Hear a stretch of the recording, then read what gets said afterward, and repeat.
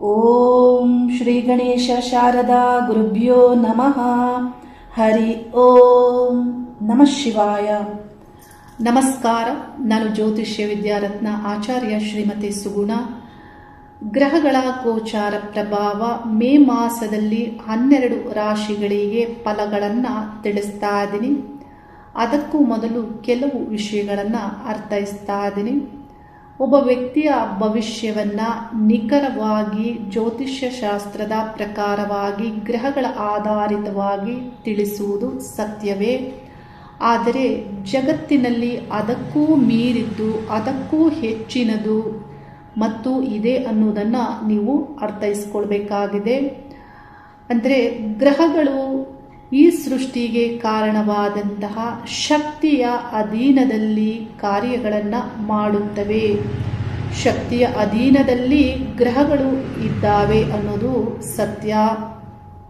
ಹಾಗಾಗಿ ನನ್ನ ಬಳಿ ಬರುವಂತಹ ಪ್ರತಿ ವ್ಯಕ್ತಿಗೂ ಕರೆ ಮಾಡಿದಾಗ ನಾನು ತಿಳಿಸೋದು, ಒಂದು ವಾರವಾದರೂ ನಿಮ್ಮ ಇಷ್ಟದೇವತಾ, ಕುಲದೇವತಾ ಅಥವಾ ಶಿವ ಮಂತ್ರ ಅಥವಾ ನಾರಾಯಣ ಮಂತ್ರ, ದೇವಿ ಮಂತ್ರ ಇವುಗಳನ್ನು ಪಠಿಸಿ ನೀವು ಪ್ರಾರ್ಥಿಸಿ ನನ್ನ ಸಮಕ್ಷಮದಲ್ಲಿ ನೀವು ನಿಲ್ಲಬಹುದು. ನೋಡಿ, ಯಾಕೆ ಹೀಗೆ ಮಾಡಬೇಕು ಅಂದರೆ, ನೀವು ಯಾರದೇ ಆದಂತಹ ವ್ಯಕ್ತಿಯ ಸಮಕ್ಷಮದಲ್ಲಿ ನಿಲ್ಲಬೇಕು ಅಂದರೆ ನಿಮಗೆ ಸರಿಯಾದಂತಹ ಕ್ಲಾರಿಟಿ ಇರಬೇಕಾಗತ್ತೆ. ಈ 1 ವಾರಗಳ ಈ ಮಂತ್ರ ಮನನ ಪ್ರಾರ್ಥನೆಯಿಂದ ನಿಮಗೆ ಒಬ್ಬರ ಬಳಿ ಹೋಗಬೇಕಾ ಬೇಡವಾ, ಬೇಕು ಬೇಡಗಳು ನಿಮ್ಮ ಮನಸ್ಸಿನಲ್ಲಿ ಅನುಭವ ಆಗಲಿಕ್ಕೆ ಆರಂಭ ಆಗುತ್ತೆ. ಅದನ್ನೇ ನಮ್ಮ ಹಿರಿಯ ಜ್ಞಾನಿಗಳು ತಿಳಿಸಿರುವಂಥದ್ದು, ಅರಿವೇ ಗುರು. ಆ ಅನುಭವ ಏನಾಗುತ್ತೆ, ಅದರಿಂದ ನಿಮ್ಮ ಬೇಕು ಬೇಡ, ಹೋಗಬೇಕು ಬೇಡವಾ ಅನ್ನೋದನ್ನು ನೀವು ಸರಿಯಾಗಿ ನಿರ್ಧರಿಸಬಹುದು. ಆ ಒಂದು ಶಕ್ತಿಯ ಪ್ರಭಾವದಿಂದಲೇ ನೀವು ಇನ್ನೊಬ್ಬರ ಬಳಿ ಹೋಗಬೇಕಾ ಅನ್ನುವುದು ಇಲ್ಲಿ ನಿರ್ಧಾರಿತ ಆಗುತ್ತೆ. ಆದರೆ ಈ ವಿಷಯದಲ್ಲಿ ನೀವು ಎಷ್ಟು ಪಾಲನೆ ಮಾಡ್ತೀರಾ ಅನ್ನೋದು ಬಹಳ ಮುಖ್ಯವಾಗಿರುತ್ತೆ. ಕೆಲವೊಂದು ಬಾರಿ ಏನಾಗುತ್ತೆ ಅಂದರೆ, ಕೆಲವರು ಇದನ್ನು ಸರಿಯಾಗಿ ಅರ್ಥೈಸಿಕೊಳ್ಳದೆ ತಕ್ಷಣವೇ ಬರಬಹುದು. ಯೋಚಿಸದೆ ಅವರು ಬಂದು ಏನೇನೋ ತಿಳಿಯುವ ಪ್ರಯತ್ನವನ್ನು ಮಾಡ್ತಾರೆ. ಕೆಲವು ಸಂದರ್ಭದಲ್ಲಿ ವ್ಯಕ್ತಿಗಳಿಗೆ ಸಮಸ್ಯೆಯ ತೀವ್ರತೆ ಇದ್ದಾಗ, ಘಟನೆಯ ಅವಸರ ಇದ್ದಾಗ, ಯಾವುದೋ ಏನೋ ಇದ್ದಕ್ಕಿದ್ದಂತೆ ಆಗಿ ಹೋದಾಗ, ಅಂಥ ಒಂದು ಸಂದರ್ಭದಲ್ಲಿ ನೀವು ತಕ್ಷಣವೇ ಬರಬಹುದು, ತಕ್ಷಣವೇ ಕರೆ ಮಾಡಬಹುದು. ಅದಕ್ಕೆ ಕಾಲವನ್ನು ನೋಡುವ ಅಗತ್ಯ ಇಲ್ಲ. ಈ ರೀತಿ ನೀವು ತಕ್ಷಣವೇ ಹೋಗಬಹುದು ಯಾರ ಬಳಿ ಆದರೂ. ಆದರೆ ಈ ವಿಷಯವನ್ನು ಯಾಕೆ ನಾನು ತಿಳಿಸ್ತಾ ಇದ್ದೀನಿ ಅಂತ ಹೇಳಿದರೆ, ನಿಮಗೆ ಸರಿಯಾಗಿ ಅರ್ಥ ಆಗಬೇಕು ಜ್ಯೋತಿಷ್ಯ ಶಾಸ್ತ್ರ ಮತ್ತು ಅದಕ್ಕೂ ಮಿಗಿಲಾದದ್ದು ಜಗತ್ತಿನಲ್ಲಿ ಇದೆ ಅನ್ನೋದು. ನನಗೆ ಯೂಟ್ಯೂಬಲ್ಲಿ ನಾನು ಈ ಹಿಂದಿನ ವಿಡಿಯೋಗಳಲ್ಲಿ ಕಮೆಂಟ್ಗಳನ್ನು ನೋಡಿದ್ದೆ. ಅವರು ಏನು ತಿಳಿಸಿದ್ರು ಅದರಲ್ಲಿ ಅಂದರೆ, ನೀವು ಅವರ ಪ್ರೋಗ್ರಾಮ್ ನೋಡಿ, ಆ ಚಾನಲ್ ನೋಡಿ ಅನ್ನೋದನ್ನು ತಿಳಿಸಿದ್ರು. ನೋಡಿ, ಒಬ್ಬ ವ್ಯಕ್ತಿ ಸಮುದ್ರದಿಂದ ಎಷ್ಟು ಕೊಡ ನೀರು ತರಲು ಸಾಧ್ಯ ಅನ್ನೋದನ್ನು ನೀವು ಅರ್ಥ ಮಾಡಿಕೊಳ್ಬೇಕು. ತಂದಂತಹ ಆ ಕೊಡದಲ್ಲಿ ಎಷ್ಟು ಶುದ್ಧ ನೀರಿದೆ ಮತ್ತು ಎಷ್ಟಿದೆ ಅನ್ನೋದನ್ನು ನೀವು ಅರ್ಥ ಮಾಡಿಕೊಳ್ಬೇಕು. 1 ಬಿಂದಿಗೆ, 2 ಬಿಂದಿಗೆ, 3 ಕೊಡ ಎಷ್ಟು ತರಬಹುದು ಒಬ್ಬ ವ್ಯಕ್ತಿ ಒಂದೇ ಬಾರಿಗೆ. ಹಾಗೆ ವ್ಯಕ್ತಿಗಳ ಜ್ಞಾನ ಆಗ್ಬೋದು, ಯಾವುದೇ ವಿಷಯಗಳಿಗೆ ಆಗ್ಬೋದು, ಲಿಮಿಟ್ ಅನ್ನೋದು ಇದ್ದೇ ಇರುತ್ತೆ. ಆದರೆ ನೀವು ಇನ್ನೊಬ್ಬರಿಗೆ ಕಂಪೇರ್ ಮಾಡೋದನ್ನು ಬಿಡಬೇಕಾಗತ್ತೆ. ಪ್ರತಿ ಮನುಷ್ಯನು ವಿಭಿನ್ನವಾದಂತಹ ಸೃಷ್ಟಿ ಆಗಿರೋದ್ರಿಂದ ಪ್ರತಿಯೊಬ್ಬರಿಗೂ ಅವರದ್ದೇ ಆದಂತಹ ಮಾರ್ಗ ಅನ್ನೋದು ಇದ್ದೇ ಇರುತ್ತೆ. ನನಗೆ ಇಲ್ಲಿ ನನ್ನದೇ ಆದಂತಹ ಮಾರ್ಗ ಇದೆ. ಈ ಯೂಟ್ಯೂಬ್ ಅನ್ನೋದು ಕರೋನಾ ಸಂದರ್ಭದಲ್ಲಿ ನಾನು ಸಮಯ ಇದ್ದಾಗ ಪ್ರಾರಂಭಿಸಿದ್ದು. ಆದರೆ ಒಂದಿಷ್ಟು ಫಾಲೋವರ್ಸ್ ಅಲ್ಲಿ ಇದ್ದ ಮೇಲೆ ನಾವು ವಿಡಿಯೋಗಳನ್ನು ಹಾಕಬೇಕು ಅನ್ನುವ ಕಾರಣದಿಂದ ನಾನು ಹಾಕ್ತಾ ಇದ್ದೇನೆ. ಆದರೆ ನೀವು ತಿಳಿಬೇಕು, ಯಾವಾಗಲೂ ಅರ್ಧ ತುಂಬಿದ ಕೊಡ ಶಬ್ದ ಜಾಸ್ತಿ ಮಾಡುತ್ತೆ. ಜ್ಯೋತಿಷಿಗಳನ್ನು ನೀವು ನೋಡಬಹುದು, 5 ವರ್ಷ ಅವರು ಜ್ಯೋತಿಷ್ಯ ಶಾಸ್ತ್ರದ ಈ ಒಂದು ಫೀಲ್ಡಲ್ಲಿ ಇದ್ದರೆ 10ಕ್ಕೂ ಹೆಚ್ಚು ಚಾನಲ್ಗಳಲ್ಲಿ ಅವರು ಬಂದಿರ್ತಾರೆ. ಯಾಕೆ ಹೆಚ್ಚು ಪ್ರಚಾರದಲ್ಲಿರ್ತಾರೆ? ಯಾಕೆ ಅಲ್ಲಿ ಇಲ್ಲಿ ಎಲ್ಲ ಕಡೆ ಹೋಗ್ತಾರೆ ಅಂದರೆ ಅವ್ರ ಹತ್ರ ಯಾರು ಹೋಗೋದಿಲ್ಲ ಅನ್ನುವ ಅರ್ಥೈಸುತ್ತೆ. ಇಲ್ಲಿ ಅಮೂಲ್ಯವಾದುದು ಇದ್ದರೆ ಅದಕ್ಕೆ ಪ್ರಚಾರ ಅನ್ನೋದು ಹೆಚ್ಚು ಬೇಕಾಗಿಲ್ಲ. ನಿತ್ಯ ನೀವು ಹೆಚ್ಚು ಕೆಲಸ ಕಾರ್ಯಗಳಲ್ಲಿ ತೊಡಗಿಸಿಕೊಂಡಾಗ ನಿಮಗೆ ಅದಕ್ಕೆ ಸಮಯವೇ ಇರೋದಿಲ್ಲ. ಹಾಗೆ ಇಲ್ಲಿ ನೀವು ಅರ್ಥ ಮಾಡಿಕೊಳ್ಬೇಕು, ಅರ್ಧ ತುಂಬಿದ ಕೊಡ ಯಾವಾಗಲೂ ಶಬ್ದವನ್ನು ಜಾಸ್ತಿ ಮಾಡುತ್ತೆ, ಹೆಚ್ಚು ಪ್ರಚಾರವನ್ನು ಬಯಸುತ್ತೆ. ನೋಡಿ, 5 ವರ್ಷದಿಂದಲೂ ನನ್ನ ಹೆಸರಿನಿಂದಲೇ ನಾನು ನಿಮ್ಮ ಒಂದು ವಿಷಯಗಳಿಗೆ ಇಲ್ಲಿ ಯೂಟ್ಯೂಬಲ್ಲಿ ಉತ್ತರಗಳನ್ನು ಕೊಡ್ತಾ ಇರುವಂಥದ್ದು, ನನ್ನ ಜ್ಞಾನವನ್ನು ಇಲ್ಲಿ ತಿಳಿಸ್ತಾ ಇರುವಂಥದ್ದು ಆಗಿದೆ. ಹಾಗಾಗಿ ಇನ್ನೊಬ್ಬರಿಗೆ ಕಂಪೇರ್ ಮಾಡೋದನ್ನು ನೀವು ಬಿಡಬೇಕಾಗತ್ತೆ.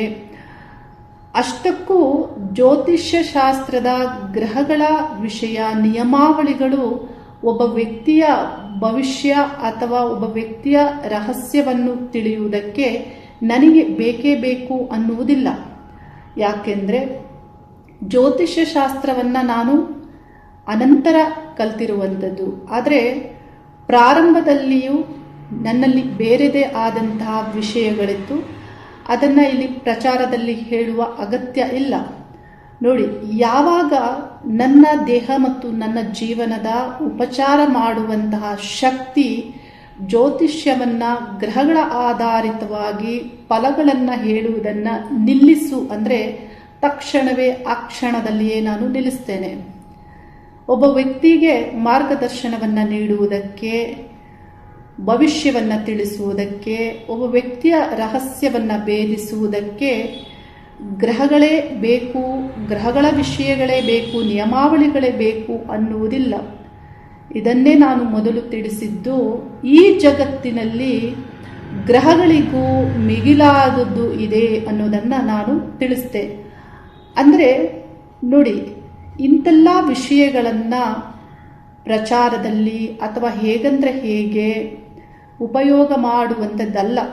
ಜ್ಯೋತಿಷ್ಯ ಶಾಸ್ತ್ರಕ್ಕೆ ತಿಳಿದಂತಹ ಪರಿಪೂರ್ಣ ವ್ಯಕ್ತಿಗೆ ಅವರ ಜೀವನದಲ್ಲಿ ಬಹಳಷ್ಟು ನಿರ್ಬಂಧಗಳನ್ನು ಅವರೇ ಹಾಕಿಕೊಂಡಿರ್ತಾರೆ.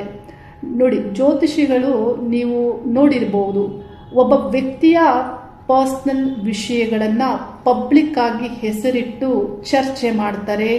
ಜ್ಯೋತಿಷ್ಯ ಶಾಸ್ತ್ರದಲ್ಲಿ ಇದು ಇಲ್ಲವೇ ಇಲ್ಲ. ಯಾವುದೇ ವ್ಯಕ್ತಿ ಆಗ್ಬೋದು, ಫೇಮಸ್ ಆಗಿರ್ಬೋದು ಅಥವಾ ಆ ವ್ಯಕ್ತಿ ರಾಜಕಾರಣಿ ಆಗ್ಬೋದು, ಆ್ಯಕ್ಟರ್ ಆಗ್ಬೋದು, ಇವರ ವಿಷಯಗಳನ್ನು ಜ್ಯೋತಿಷ್ಯ ಶಾಸ್ತ್ರದಲ್ಲಿ ಹೇಗಂದ್ರೆ ಹೇಗೆ ಚರ್ಚೆ ಮಾಡುವಂತಿಲ್ಲ. ಇದೆಲ್ಲ ಯಾಕೆ ಚರ್ಚೆ ಆಗುತ್ತೆ ಅಂದರೆ ಪ್ರಚಾರಕ್ಕಾಗಿ ಆಗುತ್ತೆ. ಭಾರತದಲ್ಲಿ ರ್ಯಾಂಡಮ್ ಆಸ್ಟ್ರಾಲಜಿಯಿಂದ ಏನು ಹೆಚ್ಚು ವೀಕ್ಷಣೆ ಆಗುತ್ತೆ, ಅದಕ್ಕಾಗಿ ಹೆಚ್ಚು ವಿಡಿಯೋಗಳನ್ನು ಜನರು ಹೆಚ್ಚು ಮಾಡ್ತಾರೆ. ಇದನ್ನು ನೀವು ಸರಿಯಾಗಿ ಅರ್ಥ ಮಾಡ್ಕೊಳ್ಬೇಕು. ಇನ್ನೊಬ್ಬರನ್ನು ಕಂಪೇರ್ ಮಾಡೋದನ್ನು ಬಿಡಬೇಕಾಗತ್ತೆ. ನನ್ನ ಯೂಟ್ಯೂಬ್ ಕರೋನಾ ಸಂದರ್ಭದಲ್ಲಿ ಇದು ನಾನು ಸ್ಟಾರ್ಟ್ ಮಾಡಿದ್ದೇನೆ ಮತ್ತು ನನ್ನ ವಿಡಿಯೋಗಳಲ್ಲಿ ಯಾರಿಗೂ ಲೈಕ್ ಮಾಡಿ, ಕಮೆಂಟ್ಸ್ ಮಾಡಿ ಮತ್ತು ಸಬ್ಸ್ಕ್ರೈಬ್ ಆಗಿ ಅನ್ನೋದನ್ನು ಇಲ್ಲಿವರೆಗೆ ನಾನು ಕೇಳಿಲ್ಲ. ಕಾರಣ ಏನಂದರೆ ನೋಡಿ, ಯಾರಿಗೆ ನನ್ನಿಂದ ಸಮಸ್ಯೆಗಳು ಪರಿಹಾರ ಆಗಬೇಕು ಅನ್ನುವಂತಹ ನಿರ್ಧಾರ ಆಗಿರುತ್ತೆ ಅಂಥವರು ನನ್ನ ಬಳಿ ಬಂದೇ ಬರ್ತಾರೆ. ನೋಡಿ, ಕಾಲ ಭಗವಂತ ಯಾಕೆ ಇರೋದು?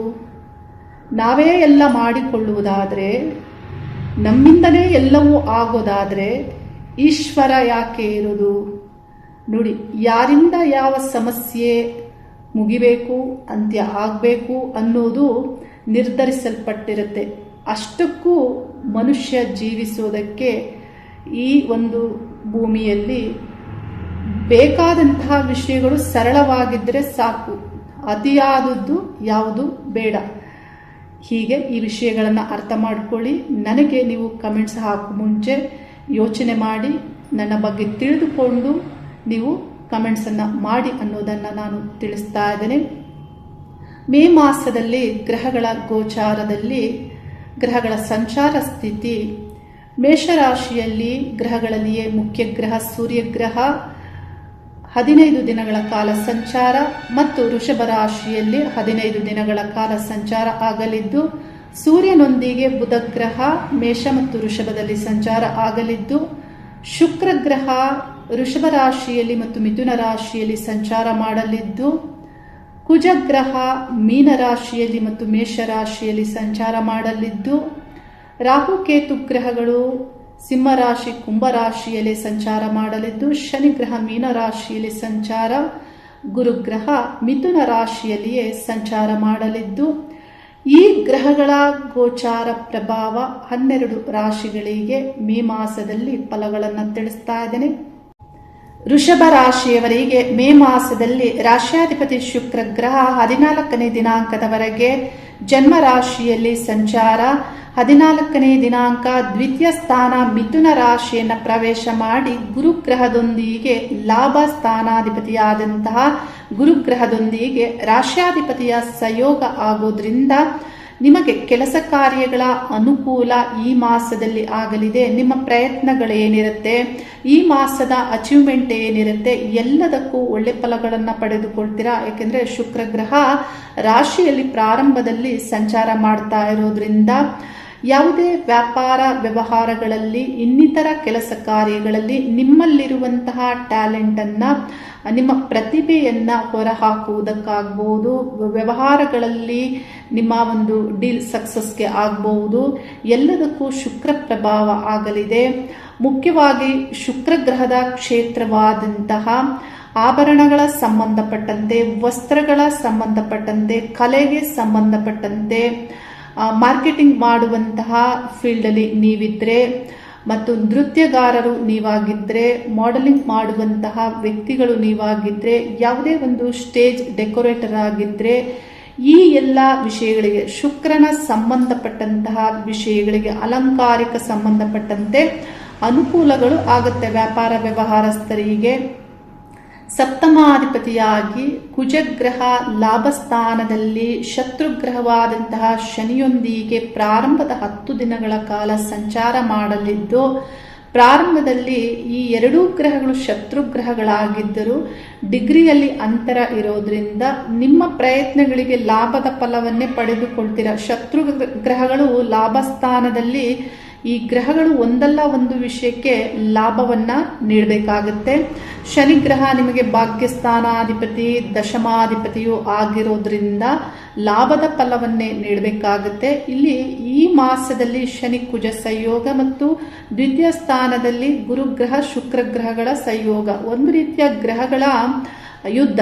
ಹೇಗೆ ಅಂದರೆ ಹಗ್ಗ ಜಗ್ಗಾಟ ಹೇಗೆ ನಡೆಯುತ್ತೆ, ಆ ರೀತಿ ಈ ಗ್ರಹಗಳು ಒಂದಲ್ಲ ಒಂದು ವಿಷಯದಲ್ಲಿ ನಿರ್ಬಂಧಗಳನ್ನು ಹಾಕಿಕೊಂಡು ಒಳ್ಳೊಳ್ಳೆ ಫಲಗಳನ್ನು ಕೊಡಬೇಕಾಗುತ್ತೆ. ಈ ರೀತಿ ಈ ಗ್ರಹಗಳು ಒಳ್ಳೆ ಫಲವನ್ನು ನೀಡುತ್ತಾರೆ.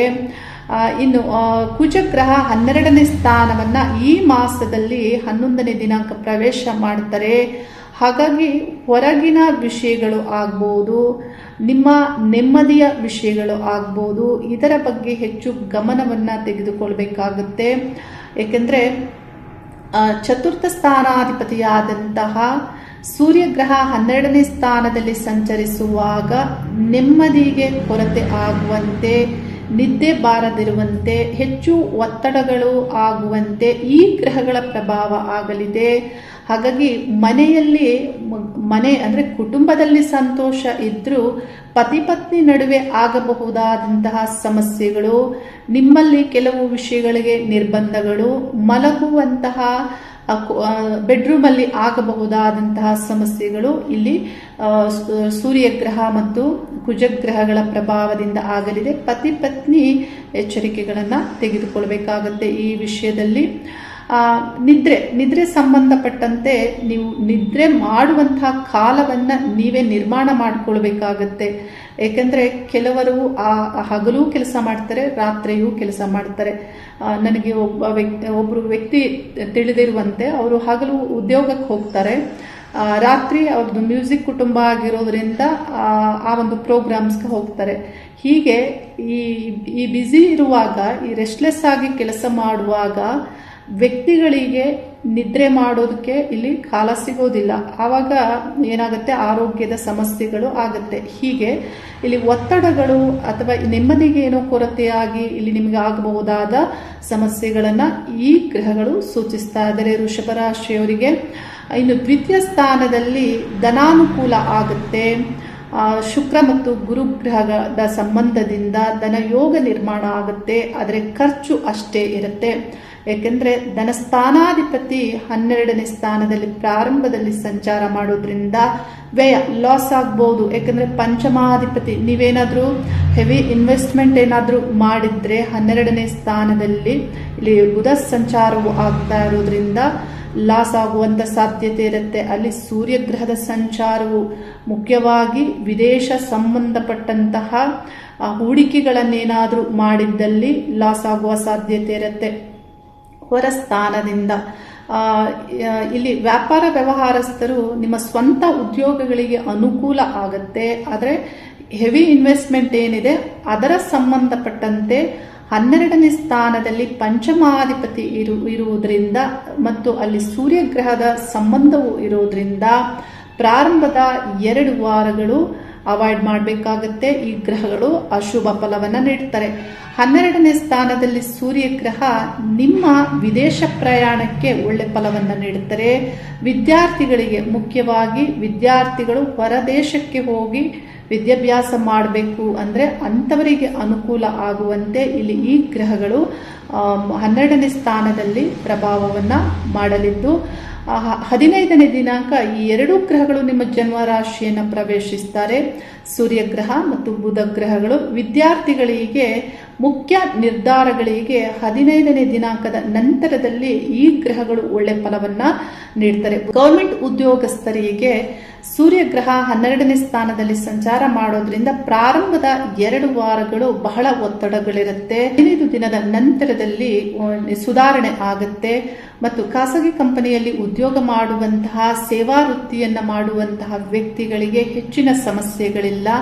2ನೇ ಸ್ಥಾನದಲ್ಲಿ ಗುರು ಶುಕ್ರ ಗ್ರಹಗಳ ಸಂಯೋಗ ಆಗ್ತಾ ಇರೋದ್ರಿಂದ ಮಾತಿನಿಂದ ಅನುಕೂಲಗಳು ಆಗುವಂತೆ, ಆ ರಾಶಿಯು ಮಿಥುನ ರಾಶಿ ಮತ್ತು ಬುಧ ಗ್ರಹದ ರಾಶಿ ಆಗಿರೋದ್ರಿಂದ ಆನ್ಲೈನ್ ಸಂಬಂಧಪಟ್ಟಂತೆ ನಿಮಗೆ ಮಾತಿನಿಂದ ಧನಾಭಿವೃದ್ಧಿ ಆಗ್ಬೋದು. ಧನಸ್ಥಾನ ಆಗಿರೋದ್ರಿಂದ ಅಂದ್ರೆ network through income, communication through income ಇಲ್ಲಿ ಅಭಿವೃದ್ಧಿ ಆಗುವಂತೆ ಈ ಗ್ರಹಗಳು ಪ್ರಭಾವವನ್ನು ಮಾಡುತ್ತಾರೆ.